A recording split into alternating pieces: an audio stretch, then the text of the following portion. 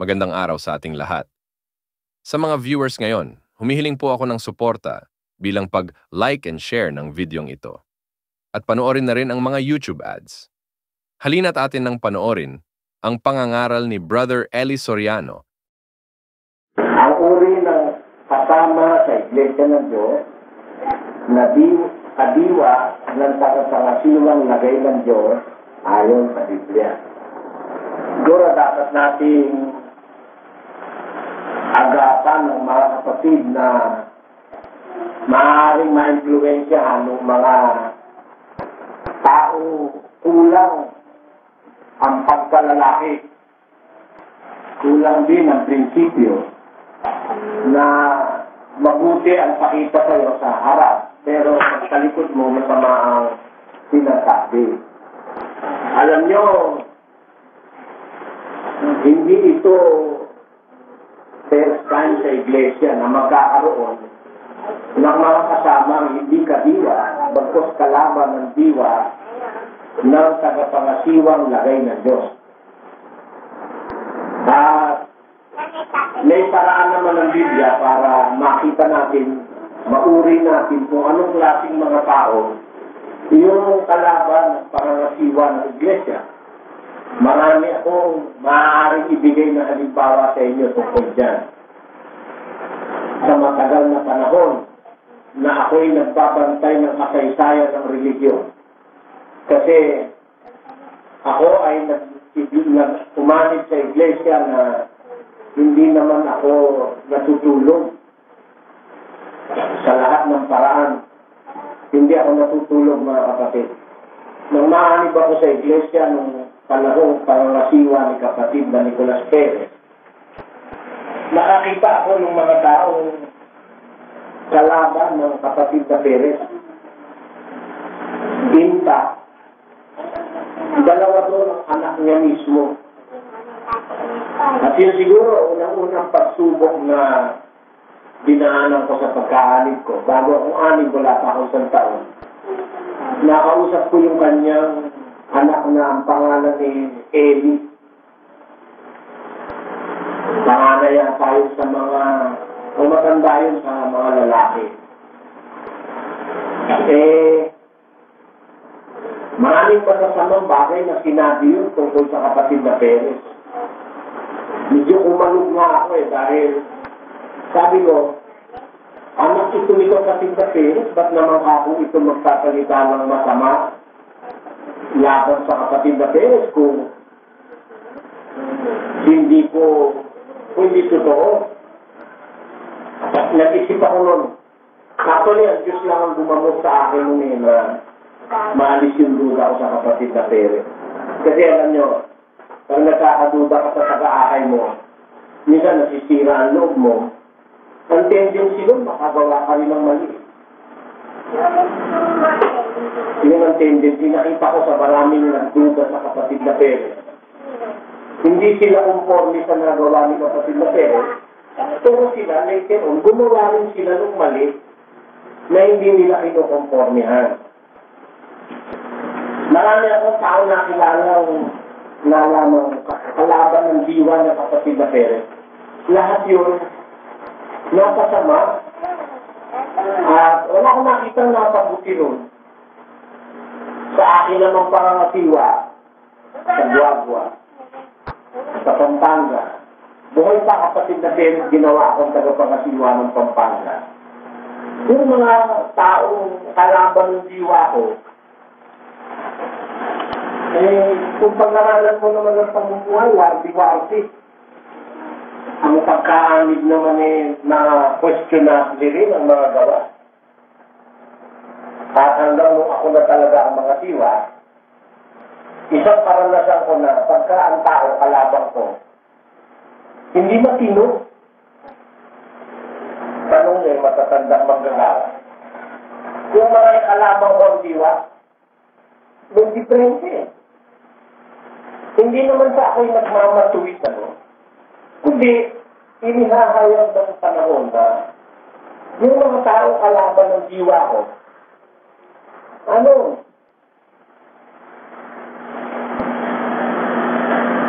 si Brad Cando, mga saksiyan, sila Gadete. Sino lang, pwede na rin sumaksiyan. Lalo na si kapatid na More. Yung matatandang manggagawa na nasaksiyan halos ang pag-uumpita nito. Pagkakalabang ko, hindi matino eh. Inihahayag sa ibang pagkakataon ng mga taong hindi matino. Ang mga taong yan. Kaya ako, sa karanasan ko sa iglesia, yung diwa, mahalaga yun sa tao eh. Mahalaga yun. Yun ang espiritu umaakay sa'yo. Yun ang espiritu nagdidikta sa'yo. Yun ang nakakapaghari in your decision regarding your priorities. Yung diwa ng tao napakahalaga. Ito ang ugit ng ating pagkatao. E pag nasumpungan mo na ang iyong diwa laban sa tagapangasiwa, mag-isip ka sa pagkatapaksa, sinasabi yung mga taong hindi ka diwa ng tagapangasiwa, nalagay ng Diyos. Di ba, sana kung ang tagapangasiwa mo lagay lang ng sarili, labanan mo man, okay lang eh. Pero, pag nasiyak mo na ang tagapangasiwa, lagay ng Diyos, delikado yun. At yan ang ating aalamin ngayon mga kapatid. Umpisahan natin, ano? Sino ang naglalagay ng tagapangasiwa sa tunay na iglesia sa Diyos, sa Biblia? Granting na mayroong iglesia ng Diyos. No? So, halimbawa, hindi ka naniniwala sa tagapangasiwa. And so happy naniniwala ka naman meron talagang iglesia sa Diyos na kailangan mag-exist, lalo na sa ating panahon. Because the existence of the church or the organization that belongs to God is inevitable na yan ay mag-i-exist talaga. Sinasabi kasi ng Biblia sa mga huling araw, mayroong mga hirang eh. Diba? Sa mga huling araw, makatatag ang bayan ng Diyos. Granting na natanggap mo na meron talagang bayan ng Diyos. Naniniwala ka, meron talagang sa Diyos na organisasyon. At ang isang dahilan o ang isang katunayang naniniwala ka nga, sumama ka nga rito eh. Diba? Iniwan mo yung dati mong religion, sumama ka rito. Naniwala ka, meron tunay na organisasyon. Anong kasunod na dapat mong paniwalaan?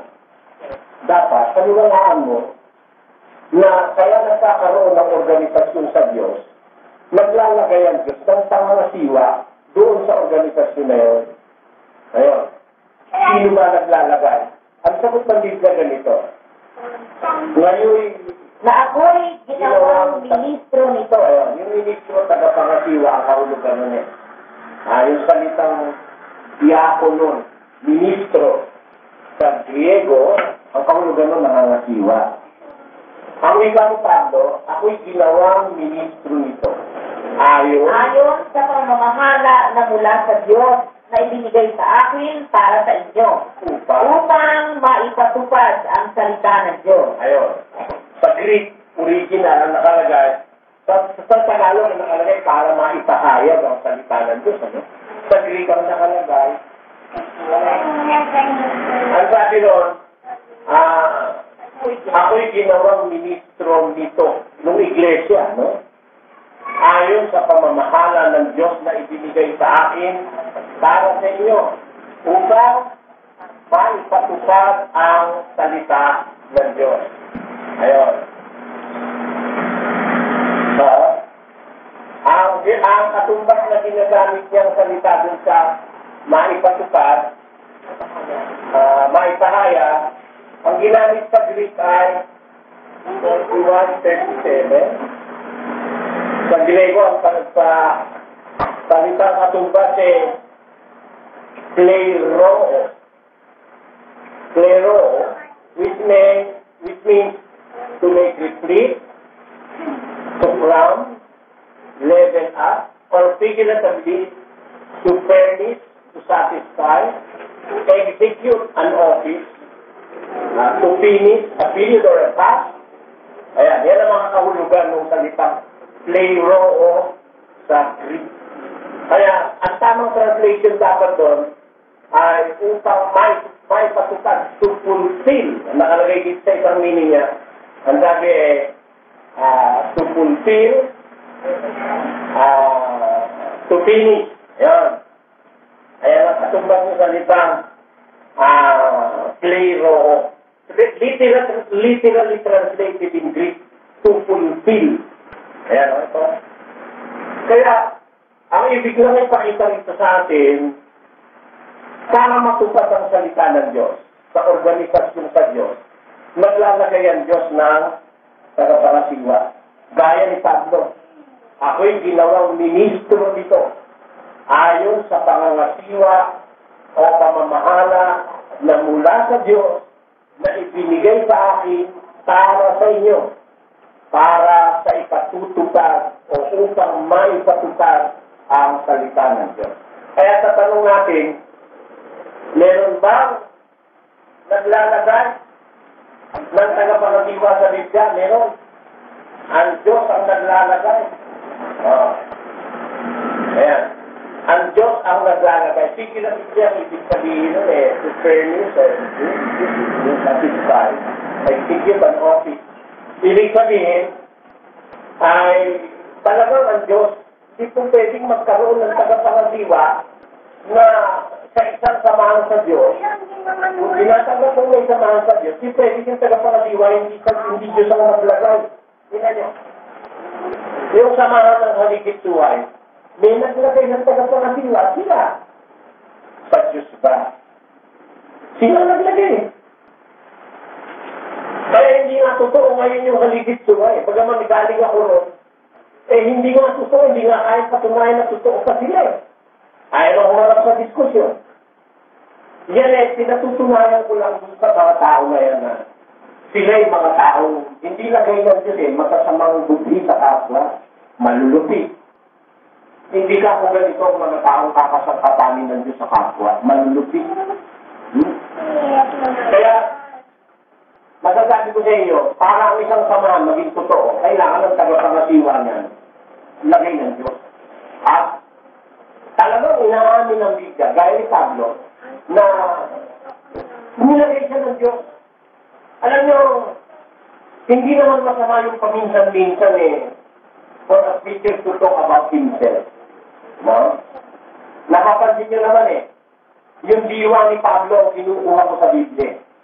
Hindi namin ipinamaharal ang aming sarili, kundi si Kristo Jesus na Panginoon. Yun ang aming general thing na pangaral.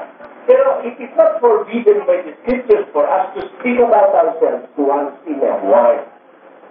Lalo na, if there are people or persons trying to degrade or to destroy our person, even our office. Hindi masama yun. Sabi nga ni Pablo sa mga taga-Korinto, ako'y maging mangmang, pinilit niyo ako. Pero, kung ako man ay magsalita, sasabihin ko, di ako magiging mangmang kapag sasabihin ko ang katotohanan. Sila ba kayo mga ministro ni Kristo? Magsasalita akong waling nasisiraan ng bayo. Lalo na ako. Sabi niya. Sila na Israelita, ako man. Ipinanganak sa lahi ni Benjamin, tinuli ng ikawalong araw. Pariseo sa mga pariseo. Tungkol sa kautusan pariseo, Hebreo sa mga Hebreo. Sabi niya. Sino ba may ministro ni Kristo? Lalo ako. Parang nasabi mo yun. Siguro nakaling na yung pride mo. At alam nyo, mga marami, may pride yan Hindi yung earthly pride.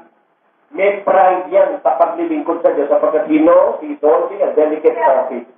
Pagka winasak yung office mo, mawawasak yung pangangasiwa mo pag hindi mo ipagtatanggol yung office mo. Kaya, natasguring pride ni St. Paul. Kung sila, ministro, sila ba yung apostol? Ako man. Diba? Mga ministro ba sila ni Kristo? Lalo ako. Bakit? Kung si Peril walang alam kung si Manghingi nagpapatawag apostol si Pablo pa. Diba? Mga pastor dyan nagsiyayamanan walang alam sa Biblia Yung mayaman sa panlulong sa kapwa kung yun nagtatapos sila baka takto Mga reverendo pa Kung kami naman, di naman natin sinasabing gano'n, ano? We're not going to that extent na magpatawag na reverendo. Pero, dapat siguro naman kilalanin yung office na dala-dala ng isang mangaral. Kasi, ang mangaral, kaya alam naman naging mangaral, lagay ng Diyos Hindi ka naman makakaparalan ng totoo kung di lagay ng Diyos At lalo hindi ka makapangasiwa sa bayan sa Diyos kung hindi ka inilagay ng Diyos.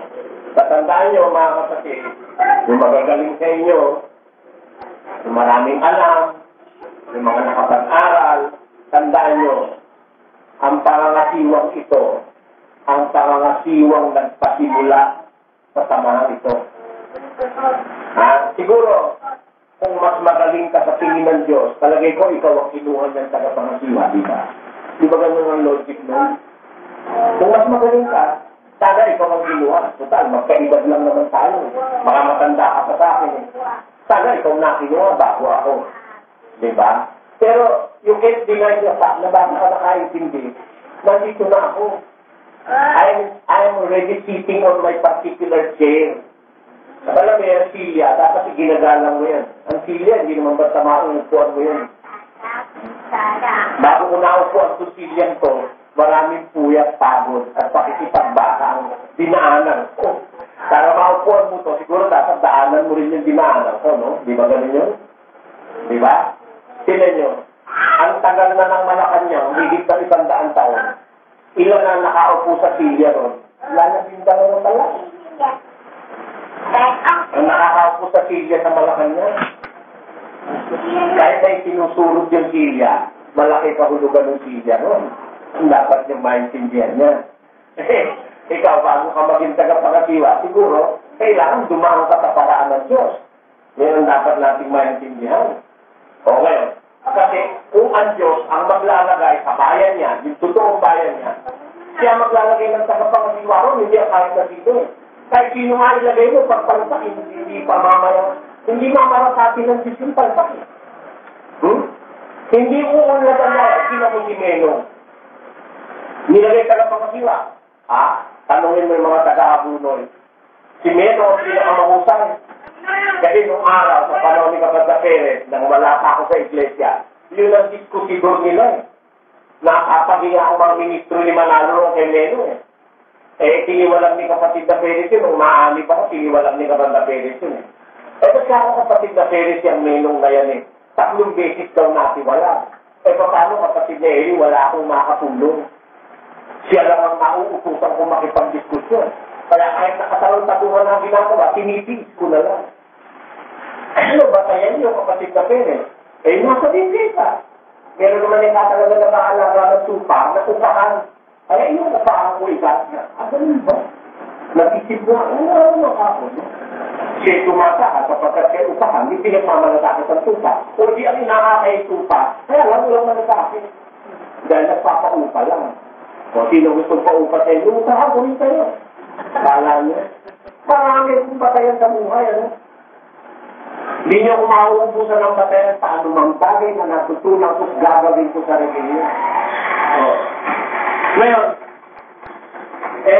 ganun ba ako sa Perez? Nung nandito na ako, at pinakikinataan ako yung Perez, ako sumusulat ng teksto, ako nakikipag-usap sa Securities and Exchange Commission, meron na siya kapirasong maipangangahan in my little person. At tiniwala ni Kapatid na Perez Kaya akala nila, galing-galing ng mga kapatid Kaya nung hamunin ako nung sinulita issue ng diskusyon, nung binatit din niyo ang sabi nila, naku pagpapanawis yan sa stage, magbubulong-bulong yan. Sabi, magbubulong-bulong daw dahil. Kasi yun mismo, nag-vote mo sa akin, si Pilongin Wilson Yun ang kinikilarang senior sa lahat ng manggagawa sa iglesia. Kaya, sinulita ito nangumbida ako. Siya tagapangasiwa mo kabilang grupo ng mga tiwalag Nagkatatlo nga tayong bahagi di ba? Siya tagapangasiwa ng grupo ng tiwalag. Tinan niyo yung pamamahala niya. Hindi naman sila dumami, hindi sila umunlad. Ngayon, ang pinamamahalaan ni Paito, nahigit na lang 100. Pero sila raw ang totoo. Kaya pala, totoo, dami-dami pera ni Kai ko eh. Sabi ko sa inyo, kung akin yung pera mo, uubusin ko eh. May pinakamalaking pwesto sa palengke ng mga buloy. Alam niyo ba yung ipag-deliver ng hope? Yung hope na sigarito, di ba mabili yun? Kung mag-deliver ng hope doon, dalawang truck. Sa lakas ng pwesto, no? Kung mag-deliver ng masika ron, dalawang truck. Kung mag-deliver ng bigas doon, 10 truck. Kilala niyo ni kapatid na theory niya yun eh. Ni kapatid na Carmen Morales. Kapatid yun ng nanay niya. Pero bakit nandito sila? Pati yung nanay niya, pati yung mga kapatid ng Ikoy. Pero hindi sila naniniwala doon sa Ikoy. Namamahala. Kung hindi lagay ng Diyos, lagay ng tao, tinan mo, walang atenso yung kanilang pananampalataya.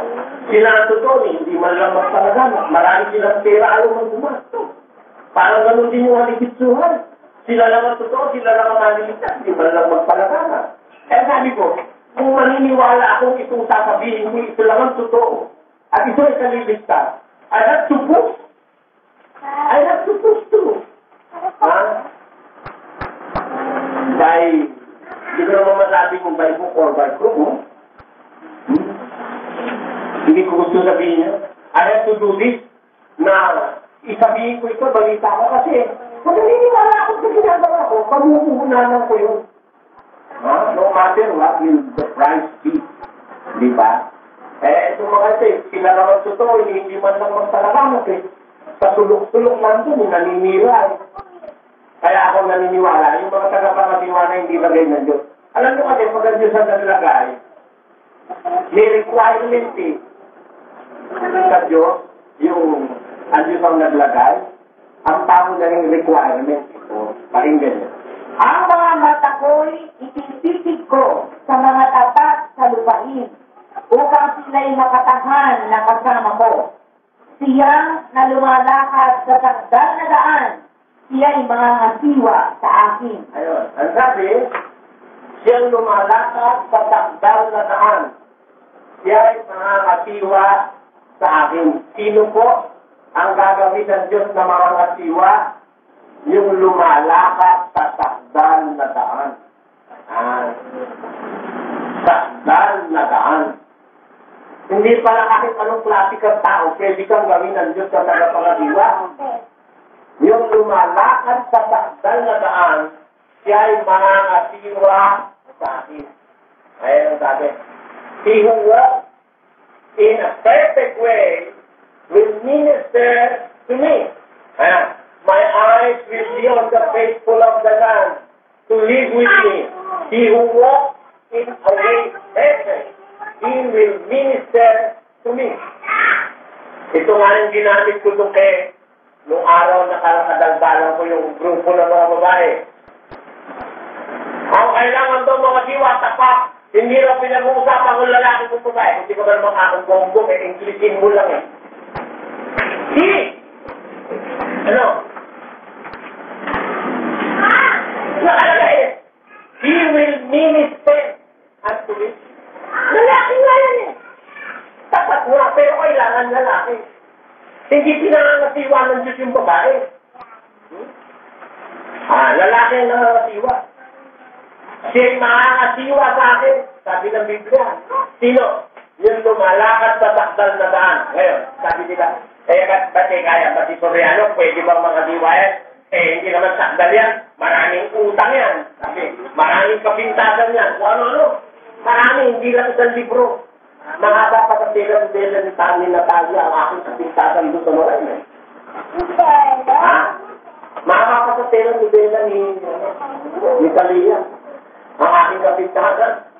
Ang nakalagay naman dito siyang lumalakad sa takdal na daan. How do you know na ang isang tao lumalakad sa takdal na daan?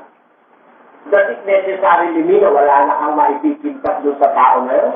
Dahil lumalakad sa takdal na daan? Ano ba ang kahulugan ng pagiging takdal sa Biblia? Pakinggan niyo sa 3 ng Santiago. Sapagkat sa maraming mga bagay, tayong lahat ay nangapipisod. Kung ang sino man ay hindi napipisod sa salita, ay isang taong takdal ang gayon. Ayun, ang sabi, sino man na hindi natisisod sa salita ay isang tao sakdal ang gayon. Ayun. Asa yung sakdal dyan? Ang isang hindi natisisod sa salita, isang tao sakdal ang gayon. Yan. Ang kahulugan niya sa Griego, Telios. Telios. Yan, ang kanyang katumba. Ang kahulugan niya, a full-aged man. A full-aged man. Yung palang tinutukoy na sakdal, full-aged na, kumbaga sa alak, mature na yan. Complete. Sa Greek, ang kahulugan ng Telios ay complete. In various applications of labor, growth, mental and moral character, etc. Completeness ang kahulugan ng sakdal dito. Yung hindi natin isod sa salita, yung ang kailangan mga tiwa. Itong mga simenong isod sa salita, si Ikor isod sa salita, hindi nila matanggap yung higpitan yung pag-aasawa, nakasulat sa Biblia. Hindi nila matanggap yun. Sabi nga sa akin ng alagad ni Ikoy, nung anak nun, pumunta raw dito yung isang yung mataba. Andito raw pangalan nun. Hindi, yung mataba. Yung balain ni Ikoy, mapangasawa ng anak ng babae. Antonio. Andito raw yung Antonio nung minsan. Sabi ng kapatid, harapin ko raw, sabi ko, ako pagod na ako makipag-usap sa mga tao na hindi nabibirong gabi ang narangos ko dyan. Kasi pupunta rito, tapos didiktahan ka lang. For your information, ang kailangan namin taga tayo, hindi taga-dikta. Kasi nandiyan tatay ni Brad Fred. Tayo, akala ko noon, nagpatayo eh. Tayo siya parang okay. Ganda yan. Hindi ako ba? Bumuo ka kapatid na ready ng isang komite, think tank, mag-isip ka, okay naman. Ang gano'n naman ang pagkakilala sa kanya, okay siya. Aba merong pagkakataon, meron siyang sinasabi, hindi ko agad maharap. Dahil may mga restraints eh. Hindi lahat ng gusto mong mangyari kapatid, pwedeng agad-agad magawa. There are restraints. There are circumstantial restraints. Hindi agad nagalit. Tumigil. Sumama kay Dr. Ching. Patay ni Brad Fred. Dr. Cabanilla. Kaya balita ka sabi kay Brad Fred, pwede na ba siya bumalik? Sabi ko, hindi na ako siya bumalik. Hindi ko naman siya siniwala. Gusto niya kasi, magdabuli dikta na eh. Ang sa Biblia, tayo, hindi ka pa naman tayo. Si Medes, pinayuhan ng DNA niya, tinanggap ni Medes. So, wag mo yung dikta ng timetable na yung tayo mo dapat patuloy pa agad. Ikaw na mga siwa, pagkagan. Di ba? Hindi tama yan. Kaya, ang ginagawa tagapangasiwa ng Diyos yung sakdal eh. Hindi naman nakahulugan ng sakdal, walang kapintasan, no? Yung sakdal, kung pag-uusap aral, may kakumplituhan, full age sa aral. Wala siyang tisod. Ginawa. Si Ikoy may tisod. Yung tungkol sa pag-aasawa, tisod yun. Si Menong, tisod din doon. Dahil nakailang babae si Menong sa iglesia, kaya 3 beses natin wala. Kaya, ako naman, ayoko naman nung sinikakayag ko yung ikasisira ng kapwa sa tao. Alam mo, sa mundo, marami kang kikimkinin sa sarili. To be a Christian, a real Christian at that, kailangan meron kang mga pinipigil. Hindi lahat ng gusto mo gagawin mo. Gano'n na Christian. Tinyutiuse, palibhasay lalaking matuwid, na hindi ibig ihayag sa madla ang papurihan ni Maria. Nagpasya na lang siyang hiwalayan si Maria. Hindi siya umimik. Maganda pinag-nobya ko, hindi ko pa nga nakakampi. Buntis na. Pero samantalang inilisip niya ang bagay na ito, narito isang anghel ng Panginoon na pakita sa kanya sa panaginip na nagsasabi, Jose, anak ni David, huwag kang mangamba sa pagtanggap kay Maria na iyong asawa. sapagkat ang kanyang ipinagdadalang tao'y lalang ng Espiritu Santo. Tamo? Kasi palibag na lalaking matwid, ayaw niya pintasan si Maria sa banda, hindi naman siya kumigil. Ako, marami akong ganun sa buhay ko. Siguro, dadalhin ko na yun sa aking pagpapahinga na mga bagay na alam ko, nekweda ako. Pero I have to keep it secret. Kasi ayoko may maapektuhan iba. Lalo na kung nakikita ko naman lingkod ng Diyos ang maapektuhan. Ano? Okay lang yun. Kasi alam ko, isang tao sa Diyos na tinatawag ng Bibliang perfecto na pwedeng mamasiwa sa bayan ng Diyos, yung hindi natitisod sa salita. Dito sa tarantayan na to, hindi tapat si Meno, hindi tapat si Ikoy. Hindi rin tapat sa Timino, yung tagapangasiwahay na suhay. Merong mga salita, ang Diyos na tisod yun eh. Ang katulad ng tisod, hindi nga maituro eh, ng mahigpit. Sigarin nyo lang, hindi maibawal lang yun doon. Ano? Maggagawa, at your option. Okay, kung gusto niya ito, magsigarin nyo. Ano yun? Dito, huwag ka naman maggagawa, no? Lalo na ngayon sa technology. Pwede ba kung malaki na ng manggagawa? Hindi. Kasi magmamalaki nga. I-take ko pati panalangin.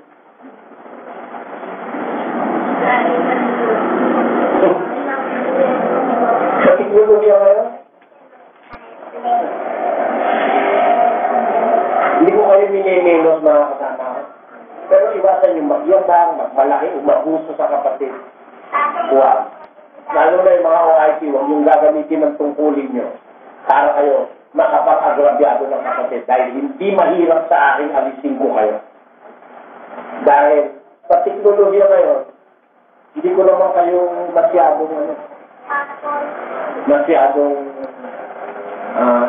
kumbaga, hindi ko naman kayo masyadong hinihigpitan eh. Ayoko lang ng kayo ay umapuso. Kasi pwede naman magdoktrinate. Yung binotismo niya sa kasama ko, nagdoktrina faith eh. Yung naghihintay na mabotismo sa Korea, faith ang nagdoktrina eh. Faith din nakinig ng Bible study. Sa Israel, meron din bobotismo, faith din. Sa internet naman nakapakinig. Ganun lang, kaya huwag tayong aabuso. Mga kapatid na manggagawa, mahal ko kayo sa hindi ko maipaliwanag na dahilan, hindi ko lang kayo maabot na lahat dahil hindi ko kaya abutin kayo lahat. Pero, kasama kayo sa aking panalangin sa araw at gabi. Ang mga tinitiis niyong hirap naramdaman ko rin. Tiniis ko rin nung ako yung kagaya ninyo. Kaya lang, huwag kayo maabuso dahil pag abuso nyo, hindi nyo ako pwedeng pagmalakihan. Yan. Ang kailangan ng Diyos yung mga taong hindi nakitisod sa salita. Doon niya kinukuha yung tagapangasiwa. Hindi kisod sa salita. Ibig sabihin, walang araw na ipinupwera. Itinuturo niya buong buo. Ako, yun ang aking unang-unang binabantayan eh. May kisod ba ako sa salita ng Diyos? Wala. Ayokong magkatisod sa salita ng Diyos. Lahat ng salita ng Diyos, para pag naliwanagan ko, tinatanggap kong buong puso eh. At totoo, hindi ko pa nga naliliwanagan, sinasaliksi ko na kung paano ba ito salitang ito, paano ba ito. Ang ganito lang yun eh. Sa maraming talata ng Biblia, mapapasa mo, ang Israel, bayan ng Diyos. Tama? Marami. Pero may mapapasa ka, bayan ni Moises. Diba? Mali ba yun? Hindi. Bayan ni Moises. Si Moises ang leader. Kaya pwede tawagin bayan ni Moises. Pati kautusan, pwede tawagin kautusan ni Moises. Pero alino talaga lang siya. Diba sa Diyos yan? Dahil mo, makakabasa ng Iglesia ni Cristo, pero ang opisyal, sa may-ari ng lahat ng bagay at yun ang Iglesia ng Diyos. Diba? Basta salita ng Diyos, tinutuklas ko ang dahilan kung ano ba sinabi. Kasi natutunan ko sa Biblia, yung sakda, hindi natitisod sa salita ng Diyos. Nagkakasala ka man pag wala kang tisod sa salita. Sinatawag ka pa rin ng bilyang saktan. A mature, an aged man sa Griego. Yun ang kahulugan ng saktan, mga kapatid. Ibig sabihin, wala kang salita ng Diyos na nire-reject. Yan. Ngayon, ano ang diwa ng tapat na nakikisama sa tagapangasiwang lagay ng Diyos sa mga kaanib sa Iglesia ng Diyos? Naniniwala kang may tunay na iglesia. Ang tagapangasiwa nilagay ng Diyos. Ang nilagay niya tagapangasiwa, sakdal. Sakdal na paano? Hindi natitisod sa salita. Ang katunayan hindi natitisod sa salita, lahat ng salita ng Diyos isinuturo, ipinapatupad. Walang hinohold back or inire-reserva.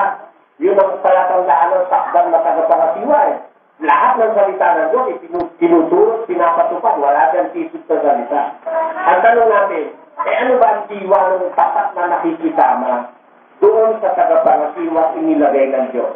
Ang sabi kay Timoteo ganito, Ngunit, sinunod mo ang aking aral, ugali, akala, pananampalataya, pagpapahinuhod, pag-ibig, pagtitiis.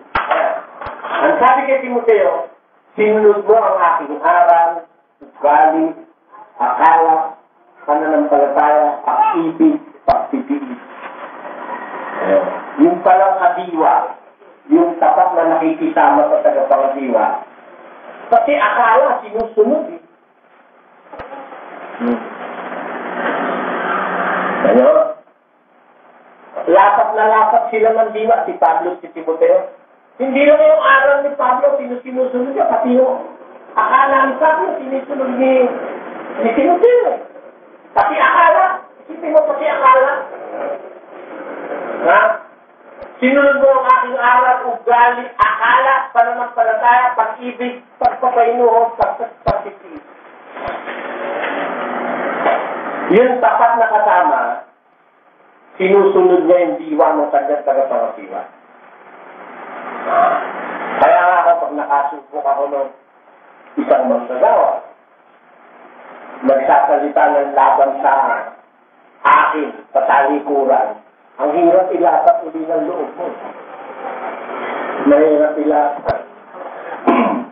Sasalita ng laban sa akin.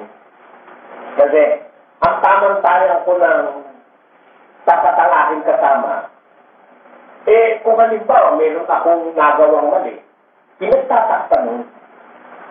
Di ba? Ang sabi ko dito, ang may jiwang tapat, nagtatakit ng mga bagay. Kasi tao rin naman ako eh. Nakagawa ko ng mali, bubulgar mo na ng bubulgar, paninira mo sa akin, tapat ka bang kasama nun? At ikaw ba, tapat ka sa Diyos nun? O di ba? Tapat ka ba sa Diyos nun? Yung tapat, ito, ugali ng tapat, bata, Kawibaan 11:13. Siyang yumayaong mapaghati tumapi ay naghahayag ng mga lihim. Ngunit ang may diwang tapat ay nagtatakip ng bagay. So, kita mo? Kasi kapag kapit, nilusog yung tatay ko, may daladalang pa rin. Hating gabi, ganda galit. May nasalitaan siya. Ganda galit tatay ko, iyan ama mo, sabi gano'n sa akin. Haligay ka. Sino mahangos ka? Ito bahay namin. Pamparilin ko yan eh. Naku po. Ito, ako wala akong ginagawang gano'n, nababarilin ko kayo ha. Pero alam mo, pinagtakpa ko sa tatay ko yun. Hindi ko nga sinabi sa tatay ko na gagawin siya ka pa sa pwede. Hanggang mamatay siya, hindi ko sinabi sa kanya yun. Kasi tao rin yun eh, natutokso yun eh. Mula nagalit, tumataas ang presyo, lalo na matanda na.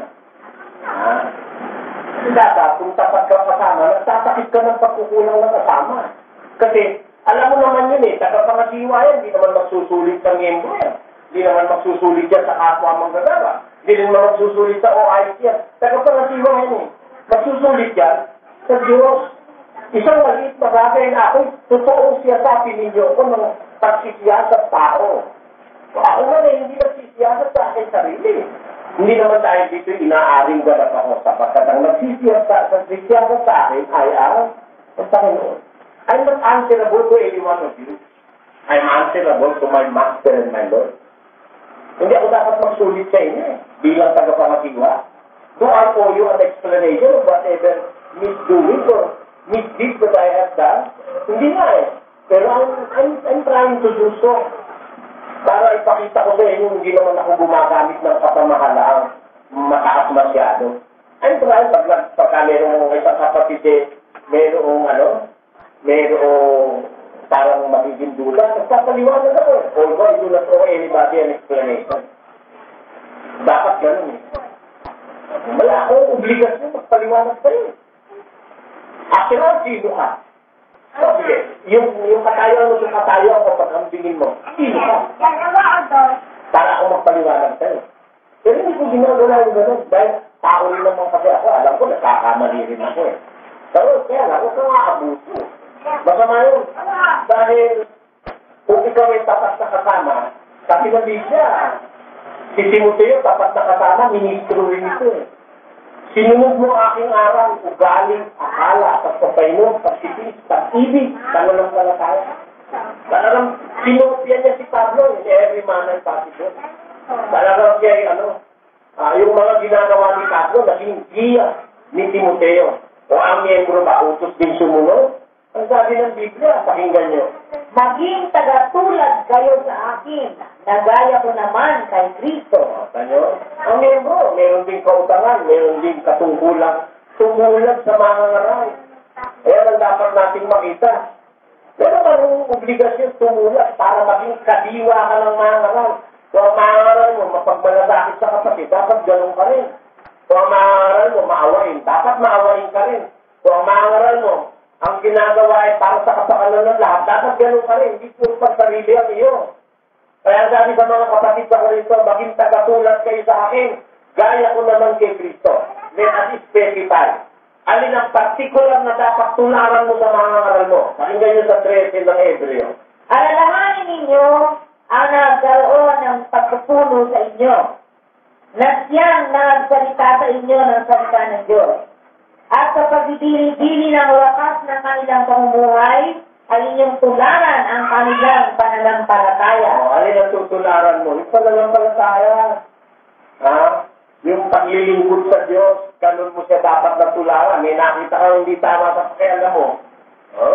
Hindi mo pakialaman. May nakita ka para na yung kantos. Hindi mo tularan. Pero ang pananampalataya niya, ang wika, tularan niyo. Sa pagdidili-dili ng wakas ng kanilang pamumuhay, tularan niyo ang kanilang pananampalataya. Obligasyon ng kapatid yan, tumulad sa pananampalataya ng kanyang taga-akay, yung kanyang leader, yung kanyang tagapangasiwa. Obligasyon natin yan. Kung ang pananampalataya ng leader mo dapat huwag kang magpapabaya pagdating sa gawain ng Diyos. Hindi lang susundin mo. Kung sa pananampalataya ng leader mo, talagang nakahanda niyang itara ang lahat ng bagay para sa gawain. Ganun din ang maging pananampalataya mo. Minsan, parang nararamdaman ko, konti lang yung mga kapatid na umuunawa sa akin. Pinababayaan ako nung iba Kaya ako'y talagang lahat ng pwede kong magawa, ginagawa ko sa awa ng Diyos Pero meron kapatid, may magagawa, ayaw gumawa Meron kapatid, may magagawa, ayaw gumawa. Alam ko yun, deep within my heart. My heart says so. Na meron kapatid, may magagawa, ayaw lang gumawa. Ewan ko kung anong dahilan nila. Pero para sa akin, walang dahilan para hindi ka gumawa. Ano ba hinihintay mo? Ano ba ang kailangan kong gawin para maniwala ka? Totohanan ng paggawa ko. Nasa sa'yo na yun. Ngayon, anong uri yung mga kasama sa Iglesia ng Diyos na hindi kadiwa nagtagapangasiwang lagay ng Diyos? Yung kadiwa kasi, tinutularan yung tagapangasiwa. Pati ang pananampalataya. Kasi nga akala, tinutularan Kaya hindi kadiwa, anong gawain mo? Pakinggan niya, Ito'y nalalaman mo na naghihiwalay sa akin ang lahat ng nasa Asya. Kita nyo? Yung palang hindi kadiwa, pahiwalay ang trabaho nyo. Pahiwalay. Tinanin niyo yung Eddie Ray Cruz. Yung grupo nila, Mino. Yung grupo ni Ikoy. Nano, yung grupo na yun, humiwalay sa akin yun. Gusto nila kasi luwagan ko yung araw sa pag-aasawa. Kung hindi ko niluluwagan, umalis sila. Hindi raw tayo dadami pag hindi ko raw niluwagan. Ayun, dumami nga sila. Dumami natin wala. Pag ngayon, sandaan pa lang sila. Yun ang kakalog-kalog na iglesia sa Agunon at sa kakataumbong. Meron pang babae yun, galit na galit sa akin eh. Pinapamiwangan ako saka nagmumura pa sa akin eh. Ngayon, ganun din pala naranasan ni San Pablo. Ang mga taga-Asya nagsihiwalay sa akin. Alam niyo kung ano ang mga ugali ng taga-Asya? Meron kapatid na nagnanakaw pa. Meron nag-aapiran. Meron naniniwala kay Jezebel na propetisa. Meron kumakain ng mga handa sa Diyos-Diyusan. Mga inihandog sa mga idolo. Ayun. Meron kumbirtido ng aral ng demonyo. Ayun ang mga nahiwalay kay Pablo. Anong diwa? Anong mga hindi kasang-ayon ni Pablo? Yung mga diwang pahiwalay. Alam niyo kung kanino nang gagaling ng mga tao yun, yung pahiwalay? Pakinggan niyo sa Huda, bata. Ang mga ito ang nagsisigawan ng panghiwalay, malalayaw na walang taglay na espiritu. Kita mo, yun pala yung mga humihiwalay sa tagapangasiwa. Mga malalayaw, walang taglay na espiritu. At yun na yung tatay ni Jok. Tatay ni Brad John Plaza. Si Jok yung aking organista. Sabi ko nga sa kanya, kung ba dadating ka ako nito si Menong o si Minong, kasama ang tatay mo. Papalit mo ba ako? Sabi gano'n. Uwiin na kape. Nabulunan. Sabog yung kape. Ay, wala sa guni-guni niya. Itatanong ko sa kanya yun eh. Kasi yung tatay niya, pahiwalay din ang diwa, isang miyembro sa Davao. Tingnan mo pamumuhay. Malayaw, walang taglay na espiritu. Gusto niya lagi ang bida. Ang report sa akin dun sa Davao, yun daw ay ting magpupulong kontra siya. Ting may papagkaisahan sa lokal, kontra siya. Yun ang mga kontra rin sa akin. Kahit wala ako, kontra sa akin. Kaya nung diwa, pahiwalay. Ito nyo kayo, hindi na dumadalo. Hinihiwalay pati yung asawa niya. Pati yung anak niya talaga raw. Paputol na lang po yung kapatid ko. Nakikita mo naman kung anong klaseng tao ang sinamahan mo eh. Dahil magkakaroon ng resulta sa buhay mo eh. Tinan mo ngayon. Sabi niyo, mananatili kayo sa aral. Kasi paputol na lang buong yung kapatid niya. Hindi ka na nananatili. Kasi ang leader mo, walang takot sa Diyos eh.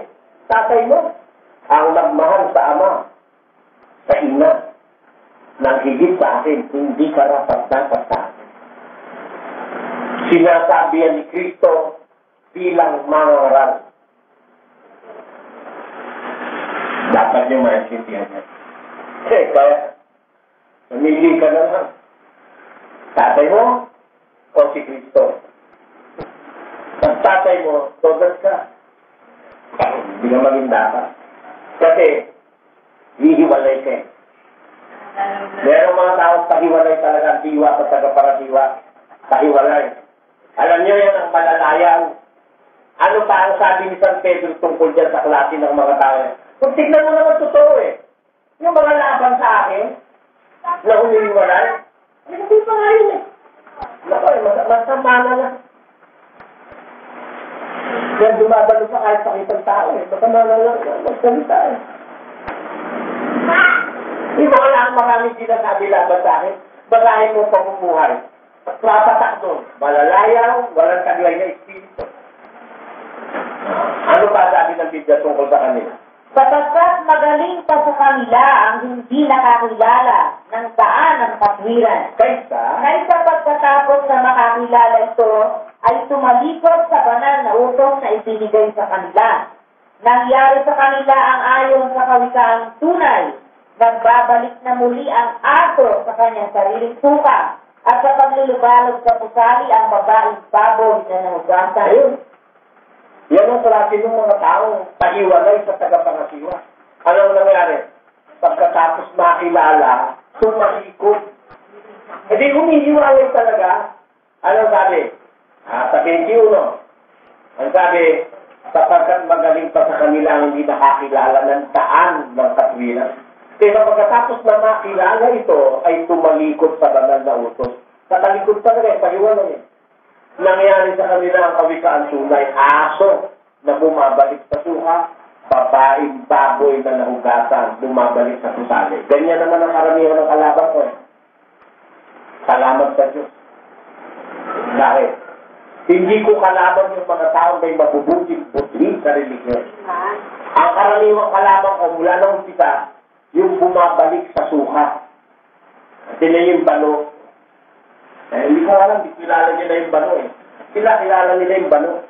Yung bano, yung bayaw ni kapatid na Teno. Kilala niya kapatid na Teno, yung mataas na nagtutula. Yung unang-unang manggagawa sa iglesia sa panahon ni kapatid na Perez. Yan. Ipagtagal sa akin yung bano. Tignan mo pamumuhay na Tengo. Sumapat ka lasing. Wala na akong ginawa masama sa kanya, kaya siya galit sa akin. Hindi ko naman kasama sa buhay. Ba't ba kayo galit sa akin? Hindi ko naman kayo inaano. Oo. Tingnan mo yung mga pamumuhay ng mga galit sa akin. Mga lasenggo, mga malalayaw, may diwang paiwalay, walang taglang espiritu. Parang aso. Yung isinuka, binabalikan. Yung kanyang iniwan na paglalasing, pagsusuka, binabalikan. Parang bako yung pagpusaling pinanggalingan, binabalikan. Sinong kapatid sa iglesia ng Diyos? Ang tiyak na hindi mahihiwalay sa katotohanan at sa kaligtasan. Pero mga kapatid, naggarantisadong hindi pwedeng mahihiwalay ng kahit ano. Mananatili sa kaligtasan at saka sa katotohanan. Kaya kung anong klaseng kapatid yan. Datapwat, manatili ka sa mga bagay na iyong pinag-aralan. Okay, manatili ka. Yan ang batas eh. Sa mga bagay na pinag-aralan mo, alin pa? At sa pinagkaroonan mo ng katunayan, yamang nalalaman mo kung kanino mo nangatutuhan. Hindi naman sa aral ka lang mananatili. Aral, pangunahin yan, pero dapat ka rin manatili sa pinagkaroonan mo ng katunayan. Saan ka mo nagkaroon ng katunayan? Alam mo naman kung kanino mo natutuhan eh. Di ba? Sino yung kapatid ni Willie si Ben Santiago? Ano ba malay mo sa Biblia? Di ba? Hindi ba marami rin akong suyang na tinuhunan sa'yo? Tanong, sagot, tanong, pupunta lang, tatanong. Wala pa naman siya nun eh. Nauna yung kuya niya eh. Di ba? Bakit karaniwan sa nauna, demonyo. Sino si Cain? Nauna kay Abel. Pangalan. Pangalan gago. Sipin nyo ha. Wala naman akong ginawa masama sa kanya. Bino mo ako ipagkanulo sa iglesia ni Manalo. Hindi ni Manda pa akong frustrated Martin ng kahit sa sila akong kasalanan sa tao na yun. Wala. Masasabi kong buong puso. Wala akong ginawang kasalanan sa tao na yun. May pinagkaano pa sa akin, binibigta pa, pinaghiwalay ko na yung kapatid niya si Brad Antonio. Ay baka kung hindi pinaghiwalay, baka patay na ngayon yun. Ganun hepatitis po yun. Nabaksak na nga sa pagsamba yun. Pag-aagawain mo pa. Lalo babaksak yan. May hepatitis po.